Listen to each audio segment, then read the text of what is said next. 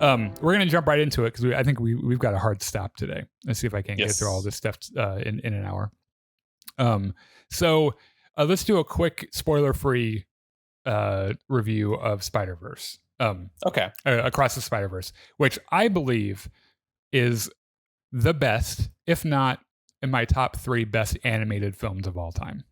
I agree. This is certainly the best looking animated movie I have ever seen. Yeah. Holy shit, it's gorgeous. Yeah. They have this sort of default art style that's not terribly far removed from Yeah. like Pixar or DreamWorks style, but they layer so much stuff on top of that and behind it, and they do fascinating things with color, like when Yeah. characters are experiencing emotional things. Yeah, or like Gwen Stacy is like all pastels and shit, and then like fucking Spider Punk or whoever the fuck it is like insane newspaper clippings, and like different parts of his body go at different frame rates and shit, and like the whole thing was great. Which, by the way, I fell asleep for about 3 minutes in this movie. How? It was not. It's just constant action. I know. I understand, and it's not the movie's fault. It is 100% my fault because we saw this at 1:00, right? And you might know that at like 2:45 every day I take a nap, and so we got in there at 2:45, rolled around, and I just started to get kind of sleepy, and I fell asleep for like it wasn't even 3 minutes. It was like for like a minute, and then like I slapped myself and like poured some Coke over my head, and then like woke up and shit. But I would say that this one's better than the first one. Definitely. Like the first one's really good anyway. And when we get into the spoilers, you'll understand this more. But I was surprised at how it ended. I don't think anyone realized it was it was going to end the way that it did. So, and that's I don't have much to say about it that doesn't involve spoilers, because there's a bunch of shit in this that is like you've got to get like deep into the story and talk about it. I can talk about the soundtrack, which was not maybe your personal cup of tea, but I felt was really effective. Yeah, it was functional. It was really great. Yeah, it really affected. So like a lot of Gwen's sequences have this like punk rock, real drum driven music going for it. A lot of Miles's sequences have this very hip hop aesthetic and just little things like that bring you into the character, not so much as like leitmotifs, but as like musical genres that go with that character. Yeah, it's kind of like how James Gunn uses music in the Guardians films. How like there's a good orchestral score for like original stuff, but like there's other stuff that they use. I guess they don't really. Did they use any actual like songs that? I don't think there are any recognizable songs though in it, right? Nothing that I picked out. It was really just kind of a genre run through, like, here's some like punk rock and here's some other shit. And I thought it was great. It did exactly what a film score should do, which is complemented what was happening. So there were a ton of really great performances from all the voice actors, really. Like even the little cameos and like one-off characters that happened to be in the background were they're like a million Spider-Man in this movie. I think the animator said they made 900, or it could be 90. That's still a lot of Spider people. They made like they animated a bunch of different Spider-Man, and maybe we'll have time to talk about all the different ones. Probably not. Yeah, because there are tons of them, and there are a couple of crazy live action cameos too that like you didn't expect to be. You're like, oh, this makes perfect sense. Like also a lot of parallels, or at least one serious parallel to Marvel What If, which we'll get into when we get into spoilers. Okay. Like like an idea of things that have to happen in a certain timeline. Yeah. And that being kind of a Doctor Strange thing. So let's start from the beginning. We won't go through scene by scene. But let's just go through it and we'll talk about what we like. So we start with this sort of extended Gwen sequence where she's like working through her stuff and like she's auditioning for this band and the band is like, are you okay? Because you're like hitting those drums really hard. And she's like, I didn't join a band to talk about my personal problems, okay? Also, if you knew what I knew, you'd be very moody as well. There's an entire crazy multiverse out there. No one knows about it. So like she got sent home to her own dimension, and she obviously still really misses Miles, and like she monologues about how she doesn't really have any friends. It's a really nice touch that like the side of her head, the hair got messed up when Miles did the gum thing. I think it was in the first movie. Well, no, it's his sticky spider fingers. Yeah. John. By the way, John and I, to prepare, watched the first Spider-Verse a few nights ago, and it's still like when I say that this movie was better than the first one, it's not because the first one isn't fucking amazing, because it really is. Yeah, but it's a really nice touch that Gwen just kind of kept that hairstyle and like refined it. But it's kind of punk rock, like it, Mm-hmm. And we get a sort of flashback to her origin story about how like her universe's Peter Parker was bullied at school, and when she got spider powers, like Peter turned himself into the Lizard and crashed prom and tried to kill his bully, and which they touch on a little bit in the first film, but the way that they shoot it a little deceptively, because in the first film they make it look like a villain kills Peter, like a different villain. And you end up finding out that's not exactly what happens. And anyway, Gwen gets blamed for the murder, and she has to flee. And it turns out that her dad is the police officer / captain who was in charge of the investigation. And like the Parkers and the Stacys are real close, so he's taking it personal. So this is the same character, by the way. It's for anyone like if you're not like super steeped in this. Her dad is the same character in the Andrew Garfield live action films, that police captain that dies because Lizard Man like skewered him with a claw or whatever. Yeah. So she gets home and has a conversation with her dad, except something police thing happens and he has to run to go deal with it. But Gwen has a police scanner in her room and listens and says, "Oh, there's this thing happening at the art museum." So she puts on the suit and goes swinging out. She gets there, and it turns out it's like this alternate universe version of the Vulture from like Da Vinci World. Yeah, it's like Leonardo da Vinci, and this is a great spot to talk about the amazing art style, which is like we could do an entire hour on this, but like every time he uses a gadget, like little Leonardo da Vinci instruction scribblings like from his journals like appear and shit.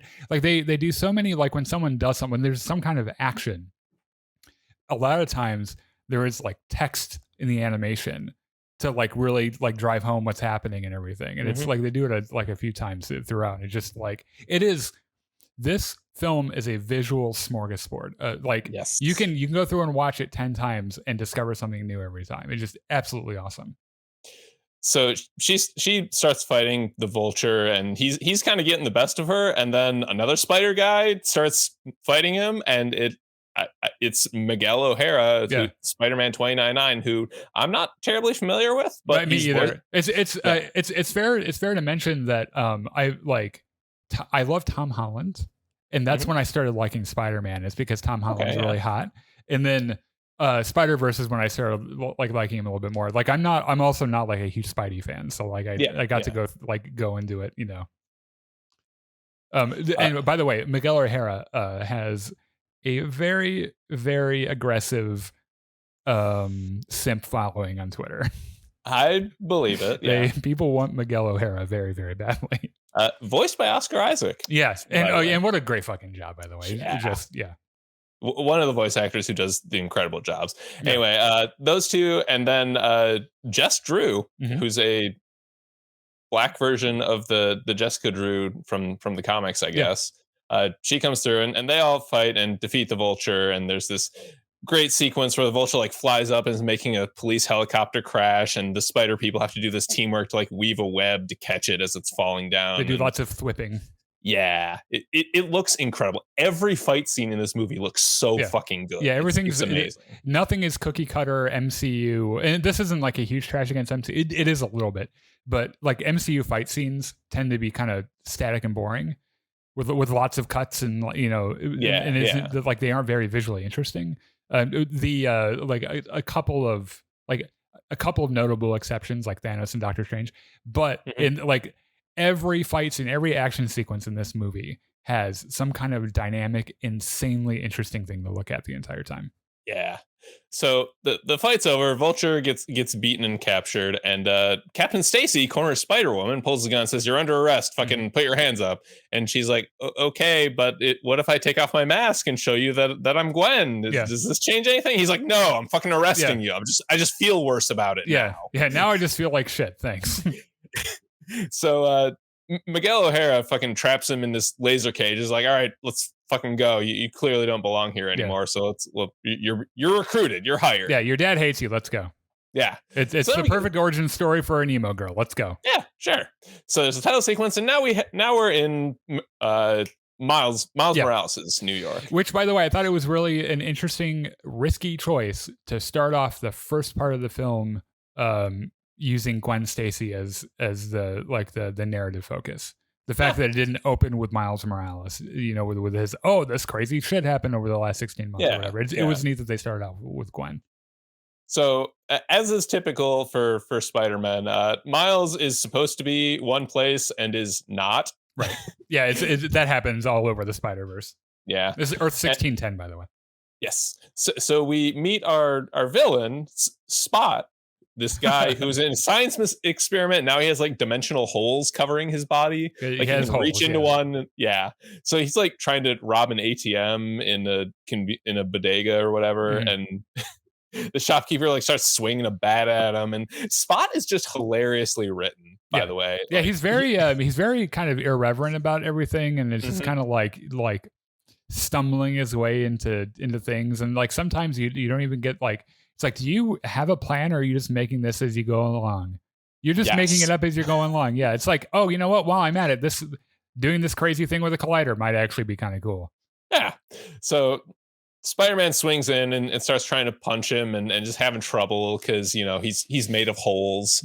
And it's like black matter or like dark matter or wormholes or something like that. I don't know. Weird, yeah. While all this is happening, Miles' parents are texting him like, "You're supposed to be at this meeting with your guidance counselor right the fuck now. Where are you?" And he's like trying to text back while punching this guy.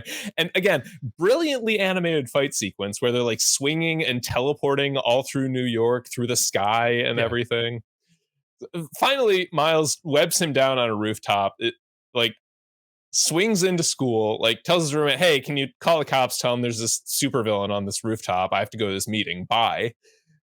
Finally comes in like 30 minutes late to this meeting, is not taking it as seriously as perhaps his parents would like, and it doesn't go over super well. Also, he's not doing well in Spanish, which is weird because he's like half Puerto Rican. Yeah. Like how do you even do that? Like, come on. Your mom speaks fluent Spanish. Yeah. Jesus. Fortunately, he's saved by his dad having the police scanner radio say, "Hey, there's this supervillain breaking out doing things," and the dad leaves and Miles is like, shit, I gotta go do a thing. I'll see you later. Yeah. Definitely not Spider-Man stuff. I like that there's this really funny thing where like his roommate knows that he's Spider-Man, but is like really kind of indifferent about it. And, and is like where like Ned in the Tom Holland Spider-Man is like wants to be the man in the chair. Like his roommate's like, "I'm not your man in the chair. Leave me alone." Oh, and for some reason I'm wearing your shoes. Yeah, because they're cool shoes. Yeah, they are cool shoes. So Spider-Man swings back out, goes after the Spot, and Spot, like they find him at the giant collider thingy that caused everything. The whole first film. Yeah. And while Spider-Man is fighting Spot is like, "You know what? You created me because you fucked with the science experiment I was doing, and now I have holes." Yeah, so and you hit me with a bagel in the last fucking movie. What the fuck is that about? Man, that's fucked up. That's another great moment from the movie in the last film where he throws a bagel and it hits the one guy in the head, the guy that becomes Spot. And the word bagel just appears when it hits him. It's just like funny shit like that all over the movie. Yeah. So they fight, and Spot ends up going away. I think he ends up like in this dimension between dimensions. He goes into he goes into himself. Yeah, he goes into one of his holes, which is very strange to say, and I feel very uncomfortable. And they made a joke about it where he's just talking about his holes a lot, and Spider-Man's like, "Can you just stop talking about your holes just for like 1 minute?" None of us want to talk about your holes. So Spider-Man is able to have a talk with his dad, who doesn't know that he's the dad of Spider-Man. Yeah. And I have a feeling he knows, by the way. Maybe.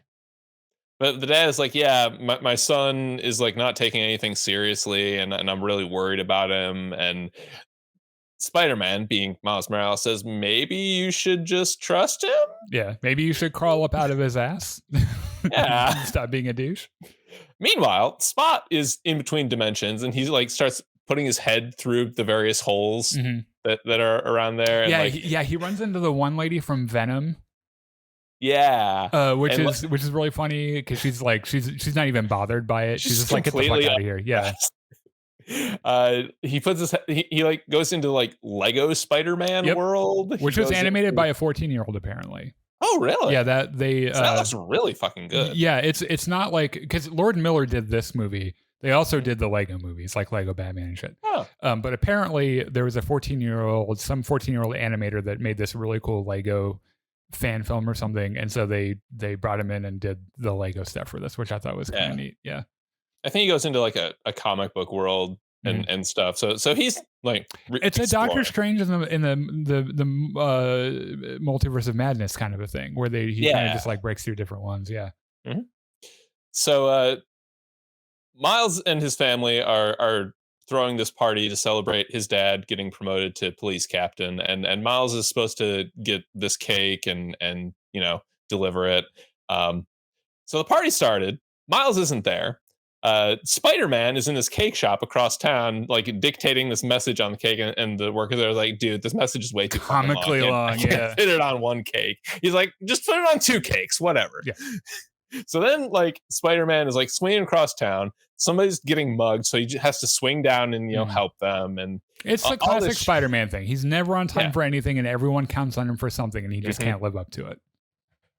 And like he's on the subway, and like there's this super villain on the tracks, and he's just. Another thing I love about the animation of this movie, like all the spider people have these incredibly expressive eyes. Yeah. That would not work with any sort of like actual costume, but it's a cartoon, so they can make it do whatever they want. Right, yeah. So like he finally gets there. Like his parents are giving this big speech about how, they're so happy for this, and they're so proud and family togetherness and all this. And Miles like sneaks in and puts the cakes down, and his parents like, where the fuck have you been? He's like, I've just been busy, and they have this fight, and Miles ends up getting grounded. Because of course. So he's down in his room, and he's listening to music, and this portal opens on his ceiling, and Gwen's like, hey, what's up, man? Let's fuck. we didn't fuck in the first one. Let's fuck.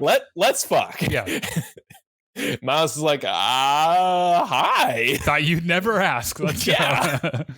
So they're like, yeah, sorry, I'm grounded. And Gwen's like, oh, okay. She jumps out his window. Is Spider-Man grounded? Spider-Man's like, never grounded, bitch. You make an interesting point. Yep. So they go swinging around New York and catching up and having a grand old time. By the way, I want to make sure we're moving this along a little bit. Somewhere in here, we do find out that the spider that bit Miles was a spider from another dimension. Yes. That was meant to bite someone else. Someone else. Dimension. Yeah, in that dimension, right? Yeah. And like Spot wants to, like, his whole thing now is that he wants to get revenge on Spider-Man or whatever. So they go to like this. So let's see. Gwen is there to investigate Spot, who has jumped to another dimension already. She portals out to this other dimension, and Miles, who was invisible and watching her do her CSI shit, follows her through the portal, and they wind up in Mumbai, which is Manhattan, but India? Well, it's Mumbai and Manhattan. Yeah. Yeah, put like smashed together. So they meet the local Spider-Man, who's hilarious. Yeah, has great hair. Has great fucking hair. Like big swoopy fucking hair. The dude's like straight out of a Bollywood movie. He's great. Yeah, I fucking love him. And they all team up to go after Spot, who's trying to get more of the dark matter that makes him able to do things. Yeah, because it gives him more holes, and he just needs more holes, I guess. And things don't go well. And we meet Hobie, Spider-Punk, who's the best part of the movie, as far as I'm concerned. Played by Daniel Kaluuya, who is the main character from Get Out, is all over the all over the Wakanda parts of the MCU. He's the guy that like rides the rhinoceroses. Yeah. And a bunch of other stuff. He is probably also my favorite part of the film, I think. He's an agent of chaos. Yes. That's his whole thing. Like he is, we knew a guy, we knew a couple of guys in college who wanted to be this guy, right? Yeah. Like they wanted to do the punk rock, fuck the man thing, and they were never this cool. This dude is cool as fuck and looks for any chance in any situation just to throw everything into chaos. Yeah. Because fuck the man, So Spot finds a new collider and gets some dark matter, and the building starts collapsing. It's this huge disaster, and the Spider people have to save the day. Yeah. The local Spider-Man, like his girlfriend is on a bus, is about to fall off a bridge, so he has to go save her. And like the girlfriend's dad is also on the bridge, like trying to save this little girl. It's another Captain Stacy, pretty much. Yeah. So Miles swings down to go save her, and Gwen is like, I don't think you should do that. And Miles is like, I'm going to do it. So he swings down and saves the captain. And, the local Spider-Man gets to have his nice moment with his girlfriend and her dad. And so Gwen, Miles, and Hobie go back to Spider Central. Yeah. I don't know what's actually called. I'm just going to call it Spider Central. Yeah. Where they go through, and this is Spider Society, Spidey Society or something. Yeah. This is all the cameos. Yeah. Like you see like the Spider-Man from the most recent games. You see Clint Eastwood Spider-Man with a fucking horse. Just every Spider-Man you can think of. They're all here. There's another Lego Spider-Man. There's fucking later on in the action sequences a T-Rex Spider-Man, which is on its face patently fucking crazy. But here's a fucking T-Rex wearing a literal Spider-Man suit. And fucking Spider-Man cat who just pukes up webs, which is really fucking hilarious. Yep. So they go through. They get to Miguel O'Hara's office, and Miguel is like, Miles, you fucked up. Yeah, he's a little prickly. He's not a very friendly man. No, not at all. So so he gives us a talk about the Spider-Verse and how everything is connected, and how there are certain canon events in every Spider person's life. How like you have this authority figure who dies and tells you about great responsibility, and there's this police captain who dies, and it's this big impactful thing. And by disrupting these canon events, Miles fucked up Mumbattan's world, universe, and all of reality is collapsing, basically. Which is exactly what happens in Marvel What If, where there are these certain events that have to happen, and when they don't happen, that entire dimension disintegrates. Right? It's exactly the same thing. So Miles is like, wait a minute, a police captain close to me is going to die. My dad's a police captain. And Miguel's like, yeah, he is. I was also a little confused by this, because I get every Spider-Man needs to have that big, shocking death of someone who's really close to them and everything. But I thought his was his uncle, who was no, I think that would be the equivalent of Uncle Ben for like Peter Parker, right? Which is why I thought that, because that's Peter Parker's big moment, is that his Uncle Ben dies, and that's who teaches him. There's also a Captain Stacy moment. Yeah, I guess, I don't know. I guess because like with all the other Spider-Man, it's either one or the other. That, or I guess Andrew Garfield's is both.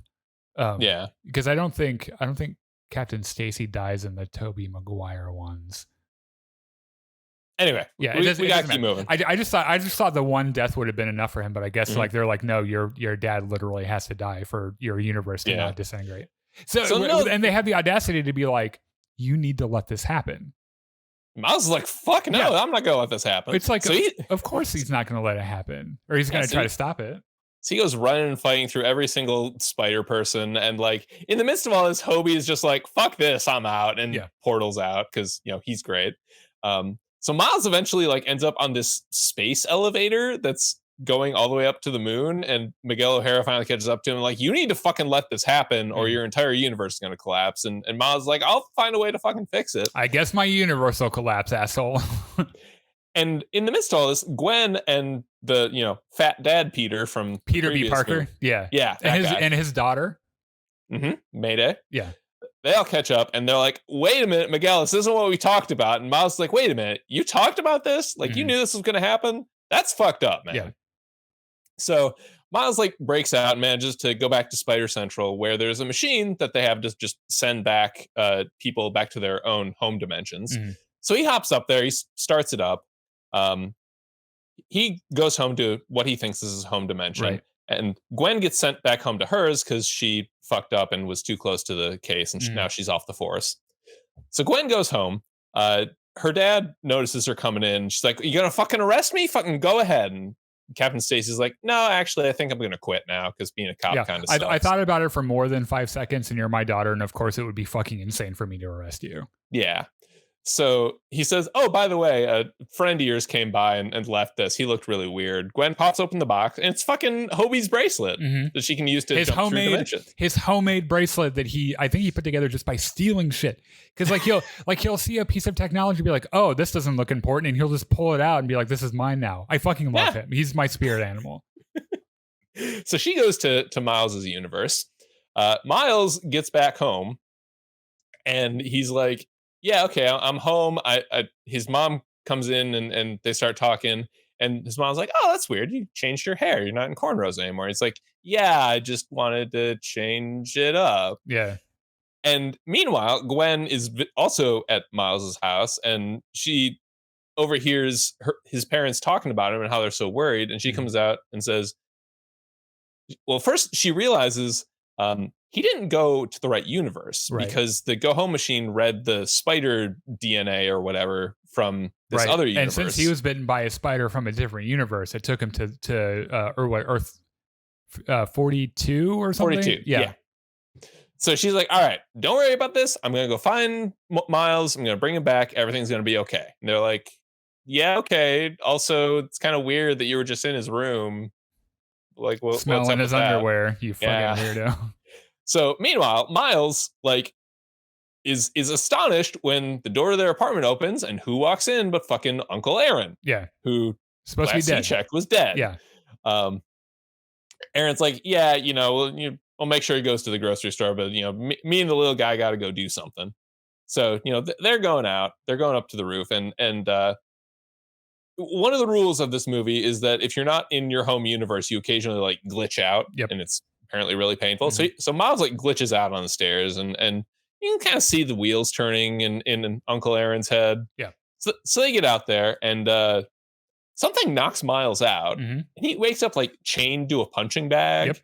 And Miles is trying to tell Uncle Aaron, like, it's okay, just calm down. Like we can talk about this. Like I just got to go home, right? Yeah. I gotta save my dad. Look, I know that you're the Prowler, but don't kill me like this. This I can explain everything. Aaron's like, "Oh no, I'm not the Prowler." Yeah. He tosses the glove to a shorter person who is in full Prowler getup, and Miles is like, "Who the fuck are you?" And the Prowler turns off his mask, and it's fucking this universe's Miles Morales. Fucking great twist. Yeah, I was glad this wasn't the part I fell asleep for like 3 minutes for, but it was really great. And so this is where it ends. Actually, it's a giant fucking cliffhanger. Well, so like Gwen also puts together her. Yeah. So Miguel is looking for Miles to like make sure he goes home. Gwen is putting together a band, including most of the spiders from the previous movie. I think all of them from the previous one. Yeah. To plus, save Miles. Plus Hobie, I think, or Hobie as well. I think he's with them too. Yeah. Spot is still out there and has become this sort of trans-dimensional eldritch horror. Yeah. And there's still the lingering question of what happens to the universe when Miles saves his dad, or does his dad end up dying? Yeah. A couple of other notable things. Andrew Garfield's Spider-Man makes a little cameo as footage from Uncle Ben dying. Donald Glover's character from the first Tom Holland Spider-Man is in there because he plays Uncle Aaron in that as well.